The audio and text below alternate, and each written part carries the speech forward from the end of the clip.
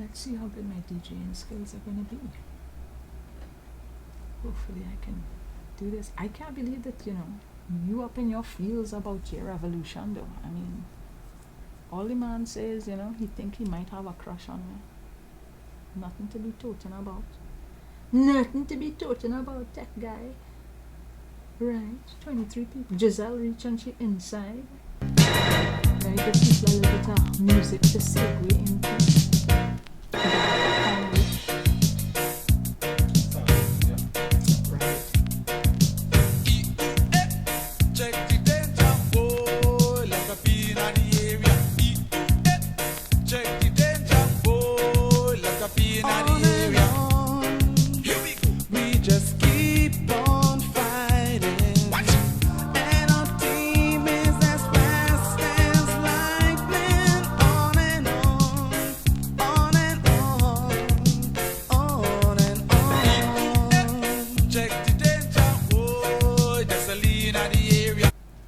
Can I get some light, tech guy? I mean, we could. So, look at us! Good evening, folks. How are you all doing? Nice to see you all. I do a little bit of throwback football strike squad music, and tech guy is up in his feels this afternoon, like totally up in his feels. A set of attitude I get in this afternoon, and do you know why I'm getting attitude from tech guy this afternoon? Because J Revolution did a really great video this week. I liked the video a lot, and in it J Revolution says, he sends a little shout out to Newsauce and thing, and tech guy just on mad this video was made up in his feels up in his feels. So we're gonna spend the next minute and 17 seconds checking this thing out, because this is hilarious. It is totally hilarious. And I'm sure most of you saw it, because the biggest story this week was I break the biggest story this week, come to think about it. Because yours truly, early one morning, put up Odai Ramishand's full rant. It went viral, hella viral. By the end of the day, 100,000 people had been impacted by it. And all of the other news stations decided that they're going to run down that story as well. So after I had put it out and the thing got shared like over 1,000 times and everybody was commenting on it, etc., etc., TV stations, radio stations then decided to run down Odai Ramischand. And J Revolution decided that the best way for us to deal with this situation, the Trini way for us to deal with this situation, is a good piece of pekong. And he did it in video form. So here we are. This video was made ex abundante cautela. If you or a loved one have been zessing on your private land, and the government is trying to coast on your land, then you need a professional who will fight for you. You need the law offices of Ramischand. Let me tell you something right now. Cardi B and she man, now done. So I are the wealth and power to represent you. Ramischand. Other law offices move like if they're bizarre or uncivilized. But if you call Ramischand, your opponents would be decimated, emaciated, and pulverized. Trinidad! It is alleged that there are other men and them dunce. They see me, I smart. I got a B+ in law. Let me show you my LLB.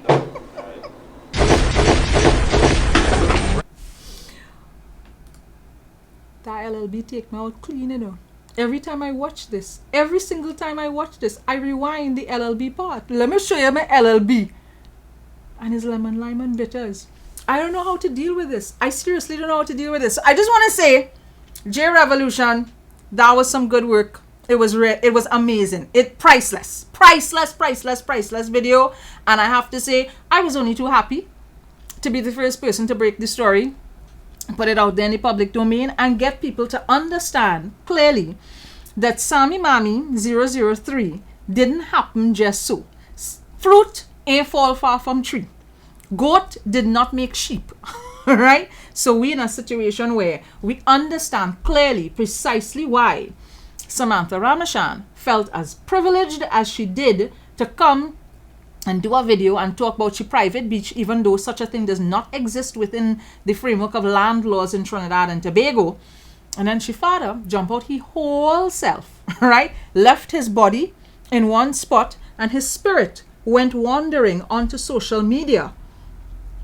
And like something start to ride my boy, right? Something else start to ride my boy. And he posts up a thesis to cuss the Alsing. And then he posts up a thesis to not apologize. Right? So, whatever. In any case, it was a lot of fun breaking that story here for you all and making sure that you all were on top of things with respect to Private Beach Becky or Blanche Shares Barbie, however you want to refer to her. And I thoroughly enjoyed all of the memes. Not Without My Daughter was like my favorite meme. And of course, whoever came up with that acronym, that ODAI, now means oh dear, another idiot. I will be using that for quite some time, right? Now, as we're talking about oh dear, another idiot, good. I had to find this picture just now. Y'all give me a second, right? Give me a whole second, because I forgot to download this picture. But it's important that we have a picture to go with this particular story that we're going to be getting into here. Right? Oops. Right. Because as we're talking about another idiot now, I want all to be able to visualize this hot mess that we're going to be talking about today. Oh, come on. I need a better picture than this. Is this the best picture? Is this the picture? All right. Let me just switch to this picture just for a second. Right. So, speaking of ODAI, oh wait, just now. Put you there, add me there. Right, good. Speaking of ODAI, we had to talk about my boy. We had to have a frank conversation about Justice C. Prasad. So, y'all, Justice C. Prasad puts out a whole hot letter today to Archie. And all you know how this thing does go, right? Frank, Justice C. Prasad. Let me give the man his titles and thing, right? Because, he earned it. So, Justice C. Prasad is one of those judges, for some odd reason, does write a private internal letter from his inbox, from his device, whether it's his computer, his phone, his iPad, wherever it is. He will write a letter to the Chief Justice, and somehow that letter gets leaked into the public domain. I have never been able to understand how these fellas who work in an area where there's so much high security protocol surrounding court documents, trials, etc., how their professional email consistently just gets leaked across the board and first it is get leaked to media. It's almost as if whatever virus attacking their computer, they just automatically leak everything to local media. So let me show all you this mess. All you need to see this mess. And we're going to go through this mess line by line because it's important. So, Justice C. Prasad, on the 18th of September, today, sends correspondence to the Chief Justice, right? And he has a problem with practice direction, which is, let me add myself on here so you could see my face. Let me tell you what practice direction is. Practice direction is the court's protocol right now for how they're going to go about doing trials, right? So basically all of the protocol that the courts are following for conducting trials. This whole letter gets leaked today. It end up in my inbox. A breeze blow and boom, it reached down in my inbox. What I need to start my live with what I'm wearing. Listen, all is not easy, you know. All is not easy. So let's get back to this letter, please. Not what I'm wearing, but this letter. So he says, Chief Justice, as far as I'm aware, there is no consultation with the judges. Let me move my image here so you could see this whole thing. there is no consultation with the judges prior to the issue of this practice direction. So Frank Sipasad, Justice Sipasad, is telling the Chief Justice how to run the judiciary. All you need to understand something here. All right? All you need to grasp something here. Justice Sipasad is telling his boss, you're running the judiciary, and I'm going to tell you how to run the judiciary. We're going to get down to the end of this letter, and we're going to be having a good hard laugh, eh? Right. So there was no consultation with the judges prior to the issue of this practice direction. One of the things I need you all to understand is that this letter is about how judges are going about doing trials during COVID. And I want all of you to remember something. How everybody functioning during COVID is not being determined by anybody else other than the officials within the Ministry of Health. Because at my place of work, the University of the West Indies, all of the things that we have to do must be in keeping with Ministry of Health guidelines, right? And those guidelines are basically being they're guided by the chief medical officer, because it's the chief medical officer who is pretty much guiding the country with respect to health protocols during this pandemic. So Justice Sipasad has a problem with the practice direction that the Chief Justice has put in place, which is in keeping with the guidelines, the guidelines for this pandemic. So he wants, here is what Frank Sipasad wants. Justice Frank Sipasad wants to be able to have face-to-face trials, because the Chief Justice has put in place virtual trials, right? So right now, the trials that are taking place, most courthouses are closed, right? To the best of my knowledge, might be all courthouses are closed. And what is taking place is a lot of virtual hearings. Justice Sipasad has a problem with the virtual hearings, but let me get into this. So let me go down to the third paragraph. So Justice Sipasad says, since the end of June 2020 to present, despite my best efforts, I have been able to commence and complete only 11 trials. So basically, his productivity levels have gone down, because he's saying he used to do 12 trials a month, right? 12 trials a month. Now, from June to the present, so June to, we in what now? September. June to September, his productivity levels have gone all the way down. And Frank Sipasad, Justice Sipasad, is basically blaming his decline in productivity on having to do trials virtually. So he says, my turnover has now been reduced to 1/3 of my usual output, and having liaised with other civil judges, he never says how many other civil judges he has liaised with, I have realized that very few remote trials have been engaged. And he said the virtual trials are taxing and hard on the eye. So I'm wondering, why are judges, or certainly why are civil judges, not engaging in virtual trials? What's the problem? Is it that they don't have devices? Is it that they don't have glasses? Is it a situation where they don't have the will to hold the trials? Is it a situation where they've decided that they aren't doing virtual trials? Is it that they're on work to rule? I'm confused here, because to me, if this is the new normal where we have to conduct things at a distance from each other, and people figuring out how to work virtually, teach classes virtually, handle customer service virtually, handle orders for food virtually, I mean, any number of things happening virtually these days. I've been working from home since March of this year. Every single thing has been happening from my home since March of this year. What really going on here? The judges can't do the trials virtually. And I'll tell you why this has me confused. I follow the Caribbean Court of Justice's YouTube page, and there have been a number of trials that they have done, and they've done those trials via video conferencing, right?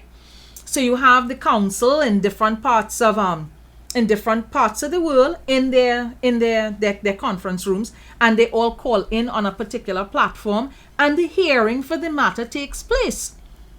Here's the irony of the situation. Justice C. Prasad himself in the past has done virtual video conferencing trials, right? Because there was a particular, God, I don't remember the specific case, but the case was happening. The matter was, I think, a matter that was taking place in Tobago or something, and Justice C. Prasad was he was the judge that handled the matter, and he heard the submissions via video conferencing. And video conferencing is not something that that our judicial system doing now. They've actually been doing video conferencing for quite some time, for years now, and the Caribbean Court of Justice as well. So I mean, I know that there's our judicial system, and then there's the CCJ, but the legal systems have been doing video conferencing for years now. Video conferencing is not a new thing. So to me, virtual trials and holding virtual trials can't necessarily be something that is new for any of the judges in our judicial system.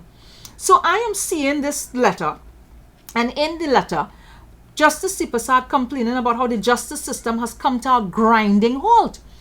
So I'm there, I'm like, what's going on here though? What's the real problem here? Is the problem here the virtual system? Or is the problem here that Frank C. Prasad, Justice C. Prasad, needs some advice about productivity? But let me get into the rest of the letter, because the rest of the letter are real interesting. He says, it is noted that the practice direction issued imposes no restrictions as to the location where a court should sit. Well, I hear the shot Justice C. Prasad coming with. He don't want to hold trials virtually. So he don't want to sit down and hold the trials via a computer. Justice C. Prasad wants to be able to go and sit down in the offices of the Law Association and hold person-to-person trials there. I mean, there are a couple paragraphs here that just blow my mind. He says, I am of the view that there is no prohibition against my conducting an in-person trial. So he has decided that even though the Chief Justice, through the practice direction, has mandated that judges hold their trials virtually, he is of the view that there's no restriction on him having in-person trials. So here's what he plans to do. In this regard, I have copied this communication to all judges, the Law Association of Trinidad and Tobago, as well as the Assembly of Southern Lawyers. And until such time as court buildings are reopened, it is my intention to inquire as to whether the conference facilities at the Law Association building or conference rooms at the offices of private practitioners are available for use by me. So Justice C. Prasad, who is supposed to be functioning impartially, has decided that he going and pick up himself and take his goodly self to the offices of the Law Association or to the offices of lawyers, and anywhere he could get an office and sit down and ask persons who have matters to be heard. He going to have face to face. He going to hold matters face to face with them, and he has made that decision on his own. But he copies, and this is one of the things that has me confused. So he's copied this letter to all judges, to the Law Association, and to the Assembly of Southern Lawyers. So who is this Assembly of Southern Lawyers? If we already have a Law Association of Trinidad and Tobago, what country is Southern Lawyers that we have, that they need to have like a whole separate organization? That had me so confused, because I was like, so the Law Association of Trinidad and Tobago not adequate enough as a professional entity for lawyers? We now have the Assembly of Southern Lawyers. Oh Lord. Kind of like how we have a University of the Southern Caribbean. I don't know what's going on there. What was that about though? Like, are they a chapter of the Law Association? Are they separate and distinct from the Law Association? I wasn't even sure. But I continued with Frank's letter, because listen, I trying to make sense of this thing. I am reading it and I'm like, make it make sense, please. Please, sweet baby Jesus, make this make sense. So he planning to hold in-person trials. But here's the thing. Frank planning to hold in-person trials, but just he going to be in the room. Maybe the the persons who have matters to be heard, but his judicial support officer, he's gonna have the judicial support officer function remotely. So I'm trying to listen, y'all. There's so many things that have me confused here. Like, why is Frank Sipasad? Why is Justice Sipasad incapable of doing virtual trials? Now, in the letter, he says, between the 23rd of September, so that will be next week, and the end of October, I have 5 trials which cannot proceed virtually. In 2 of them, the parties are unable to make the appropriate arrangements for a virtual hearing. So I'm taking that to mean that the parties don't have access to like computers or something, right, to be able to do the virtual hearing, which has me a little bit confused, because I'm wondering, is this a situation where people have matters to be heard and they don't have lawyers? Because most clients, most people who have matters to be heard will have a lawyer, and the lawyers at the very least will have computers, laptops, and conference rooms. I have never been to a law office in this country, and all you know, I know lawyers. All you know, if there's anybody that know lawyers in this place, is me. I really know lawyers, and when you go to all of these legal offices, they all have at least a room that is dedicated for video conferencing. So I'm reading this thing, and I am legitimately confused. Are you saying that the clients for 2 of these cases, right? So the parties for 2 of these cases don't have lawyers and don't have laptops? Or is it that they don't have laptops? Or is it that they don't have lawyers? Right? Because if they have lawyers, I'm assuming that the lawyers will have devices and at least have video conferencing rooms, right? So there's that. That had me confused. And then he's saying, right, and then the other part, so 2 of them are unable to make the appropriate arrangements for a virtual hearing. And then another, he needs to inspect a station diary. Here's what has me confused. Zoom, WebEx, Blackboard Collaborate, all of these software platforms, this give you the opportunity to share screen. You all are aware of how to share screen, right? Because everybody by now has been in at least one Zoom meeting. Between March to now, everybody has been in one Zoom meeting at the very least. Some of us in Zoom meetings every day for forever. Frank Sipasad is basically telling me that it is impossible for him to have a police officer come into a Zoom meeting and share screen and show the station diary. Because you could scan the pages. It's not impossible to scan the pages and share the screen. These things, not impossible. So after a while, because me and lying to tell all you, I read this letter and I started to get vexed. And then my Zen master, tech guy, says to me, the problem here, Rhoda, is that Frank needs guidance on how to improve his productivity. So, Justice Sipasad, here's my advice to you. 1, set up a room in your house. Because my understanding is that judges get really good salaries. So, I suspect that you probably have a home where you've got several rooms.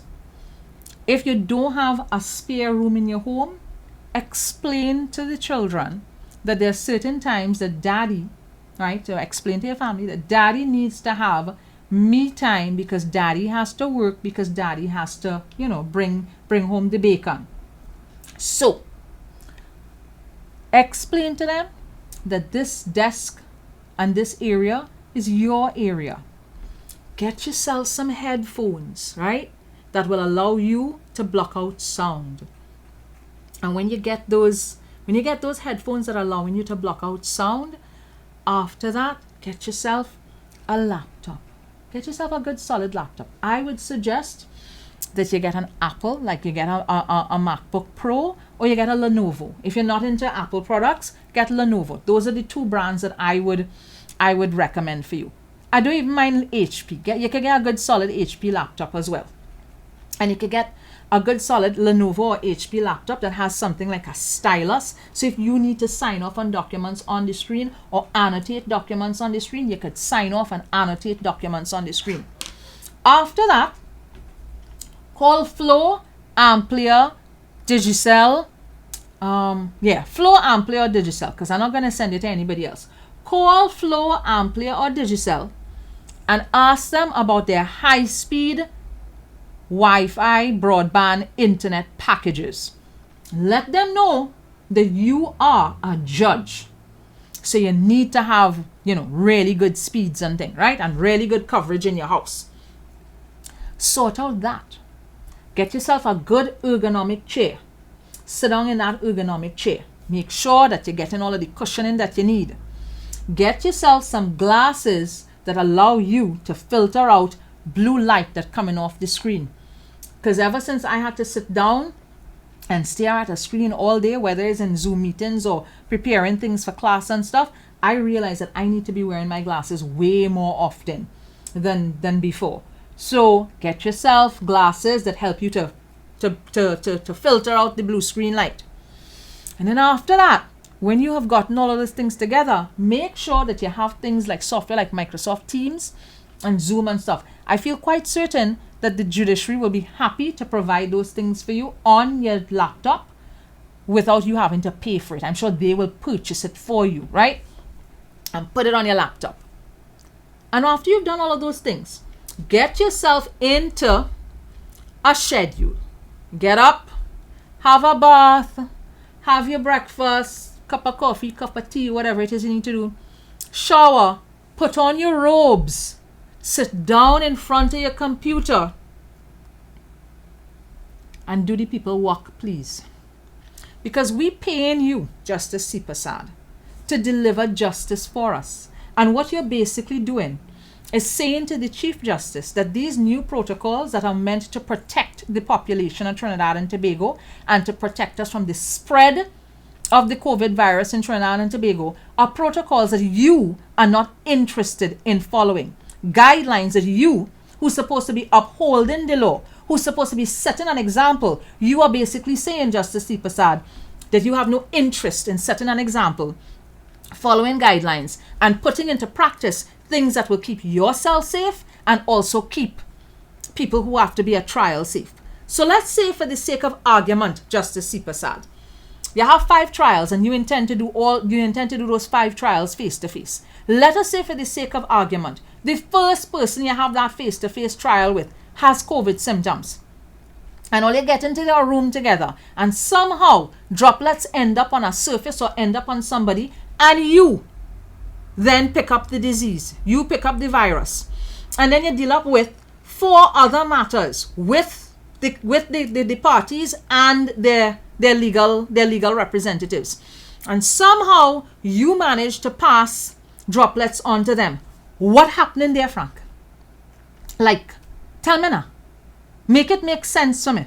Help me to understand how a sitting judge in this country could be writing a letter like that to the Chief Justice, basically saying, you have put protocols in place that are meant to be protecting people, but I'm not going to follow your protocols because I can't be as productive with your protocols. Up to now, I'm not understanding why it's so difficult for you to hold virtual trials beyond the fact that you find that the virtual screen taxing on your eyes. That's the only justification you have put inside there. And you went and you talked to other judges and them say that them find it hard too. Because I'm sitting down here and I'm thinking to myself, judges ain't paying 1 cent a tax in this country. All they don't pay PAYE, all they ain't paying NIS, all they ain't paying health surcharge. Or maybe it's a situation where all they're not paying income tax. Maybe all they paying the other things. I need to double check it. But I know all they don't pay income tax. Right? I know judges are exempt from those taxes. So we paying all you to do our work. And you're in a position where you're basically saying, I not doing this work and I not following the health guidelines? Who have the luxury of saying they're not going to do our work right now in this hard guava season that is the COVID pandemic, and they're not going to follow the health guidelines? Who has that option? Toppy locking up people left, right, and center. You have that option? I mean, a video conference you find difficult to do? Video conferencing has become the way of life from March to now in this country. People's whole life get turned over and everybody had to figure out how to hold meetings virtually, hold classes virtually, do all kind of training virtually. And your problem is that it's taxing on your eyes? Get an ophthalmologist. That's the solution to your problem. Jesus, ages. So that is me and Frank. My throat is a little bit parched.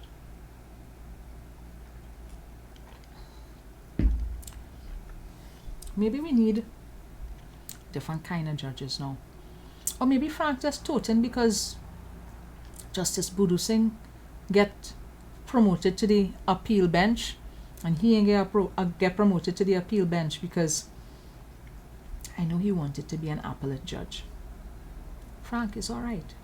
Maybe if you started to improve your productivity, be a little bit more innovative and dynamic, whine less, maybe then the Chief Justice would think to himself, there's a good man to put on the appeal bench. Maybe. I don't know. So as I talk about wine, just now, not you, I need to go check something out. I need to go back to my pages. There was something that came up about white chocolate this week. You all saw that white chocolate thing that happened yesterday, where this boy with St. Lucian roots decided he is the godfather of wine. Whining is part of Caribbean culture, and it's... Yes, no. I mean, this boy is hilarious. He cute, but he hilarious. The thing is with what I do, it's obviously just a dance move. So whining is part of Caribbean culture, and the thing is with what I do, it's obviously just a dance move. So whining is part of Caribbean culture, and it's been there for years, right? What I did was basically come and brand it in a way, like, so not brand whining, but as in like, He's like, stop there. it's just like turn it into something that can be a profession, right? So I'm not going to say before me, because there was people before me, but it never got to that. Rants. I was the first. Yeah. Right. So I think in a way I have been paving a way for black people to come after me, and you... Do me a favor, please. Get out of here.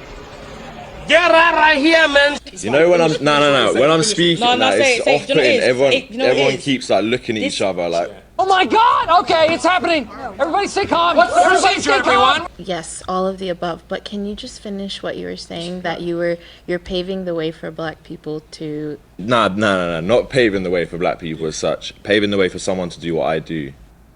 I've completely like lost my train of thought, to be honest. If anybody has any... The Christopher Columbus of wine, folks. The Christopher Columbus of wine. I don't know where to start. How do I unpack the bare bull friggeries that I have just listened to? Like, how do we unpack this? The thing about it is, nobody gets to co-opt and appropriate whining.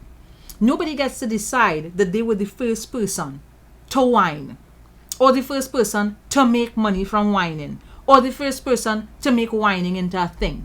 Because, we don't get tied up here. Whining is, of course, based, steeped in, and centered in West African dance traditions. So Christopher Columbus need to catch his whole self. His whole self. Because being British and moving to the Caribbean, does not make you black, son, nor does it make you West African, son. It does not. Right? So we have a young man who has decided, because he could whine, he could dance, he have timing, and he has grown popular because of it. Because this is the thing, right? We have lots of white people who are very good at taking black culture. I'm not even saying borrowing. Taking black culture, looting black culture. And they loot black culture to their benefit. And when they loot black culture to their benefit, they immediately decide that they're the ones that created this thing. And we have thousands of years of history of other persons deciding that cultures that came out of different parts of Africa, they're going to lay claim to it and say that it is theirs. You all know how long Europe claiming Egypt as being part of Europe? You all know how long? I have people who don't know. I have friends who didn't know that Egypt was in Africa. I swear to God. And when you need to find out about Egyptian history, you just go to the British Museum. And they have floors of artifacts from Egypt. As a matter of fact, you go to any number of museums across Europe, and they will have an area for African history and then Egyptian history. Swear to God, I am making this up because I have been to museums all over Europe. And you just have to point out to people, hey, do you know that Egypt is in Africa? So if you have an exhibition, a floor for African history, ideally the Egyptian history should also be inside the African section. But that's because they want to make as if Egypt was not linked to Africa, because then they would have to explain how black people did all of the things that happened that came out of Egypt and that came out of Ethiopia and Eritrea.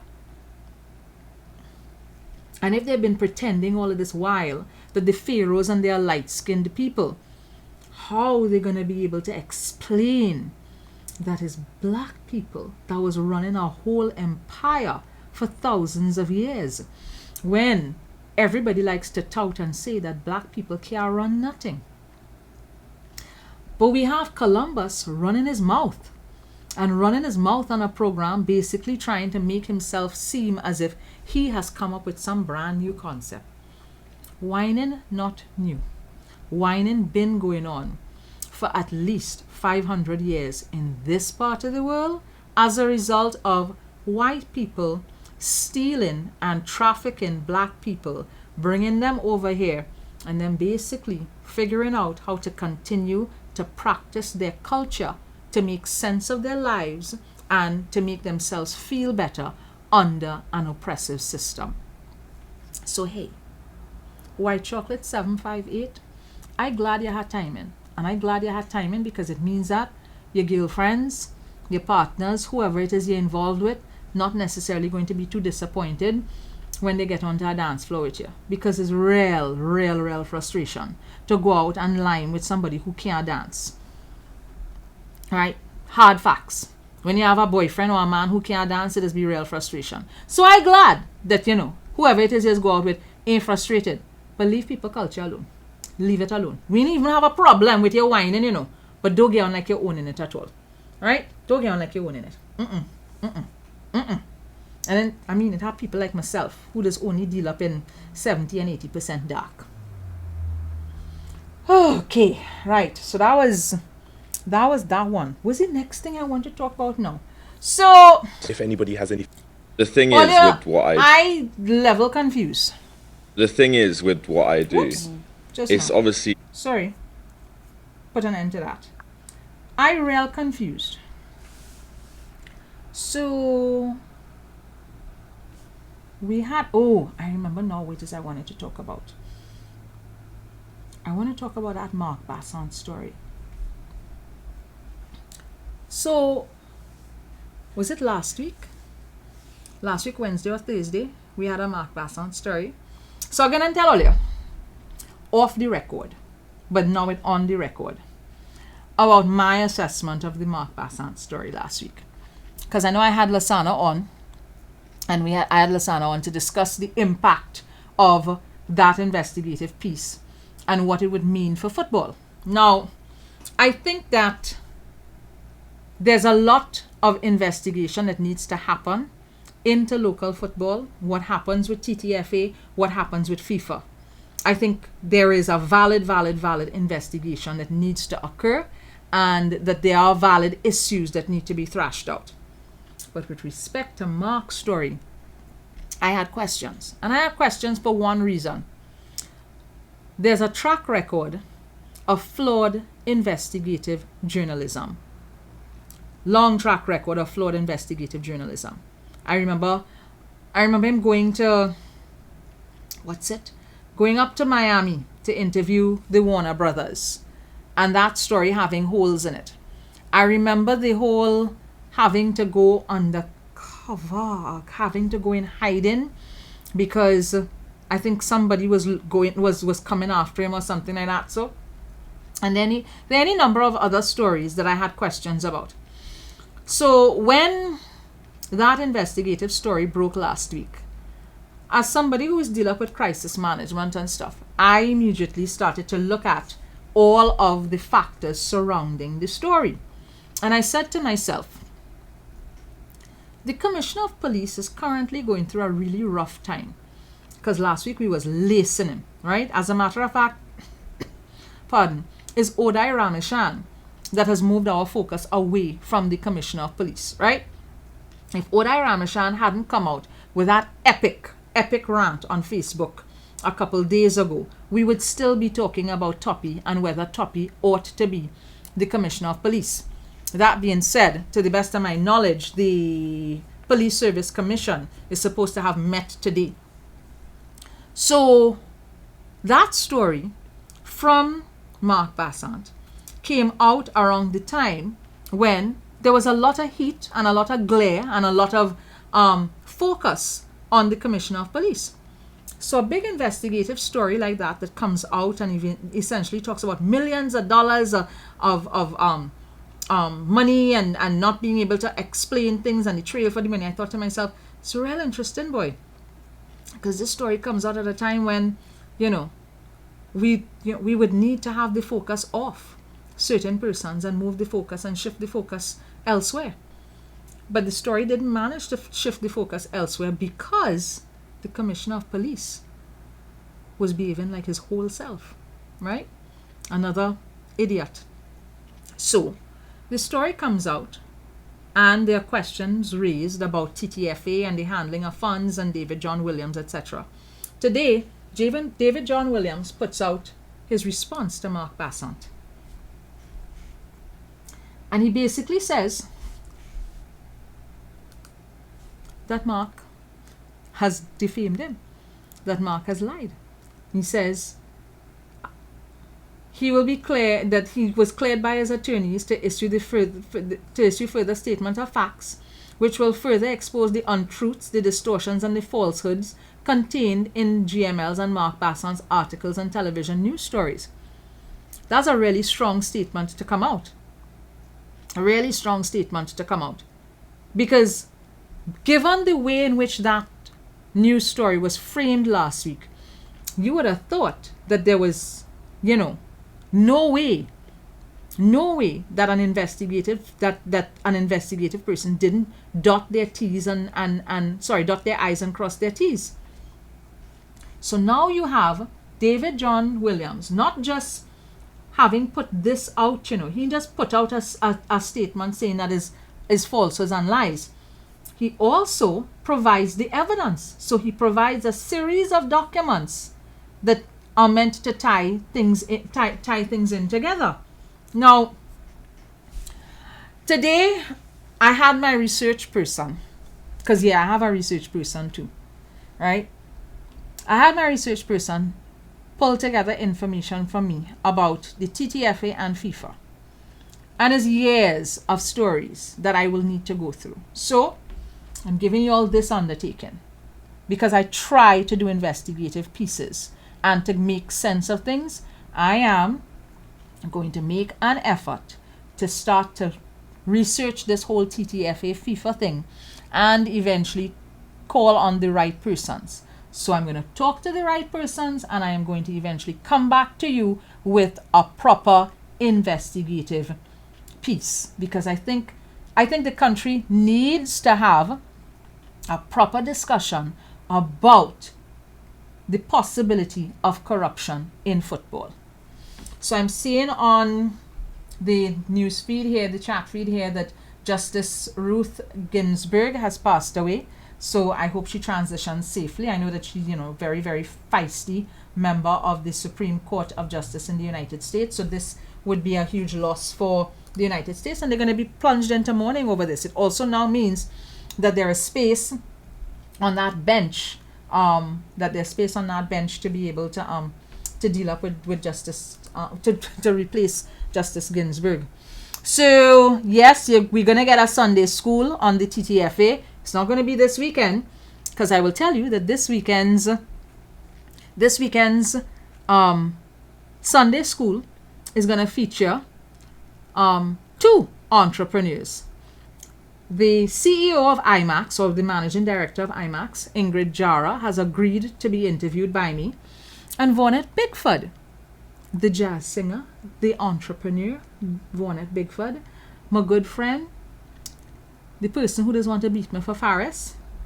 So Ingrid Jara and Vonette Bigford have agreed to be interviewed by me about what it has been like, the experiences that they have been going through with trying to run a business during this COVID pandemic lockdown. And I'm also having Dr. Lovell Francis come on to talk to us about land, the history of land issues here. So from crown lands to state land to private beach, right? So on Sunday afternoon, you're going to have Ingrid Jara, the person behind Digicel IMAX. You're going to have Vonette Bigford, and you're going to have Dr. Lovell Francis. So those are the persons lined up. And I think that's it for me there. That's us this evening. So hopefully we didn't have to be dealing up with too many other idiots, too many Odais. Odai, another idiot. But you know what? I feel quite certain that Odai, another idiot, is going to become a serious theme for us. So I'll catch you guys on Sunday evening for those two interviews. Till then, mind yourself, be safe, look after yourselves properly. Remember to wear your masks, remember to be distanced socially, and I look forward to spending some time with you. Bye.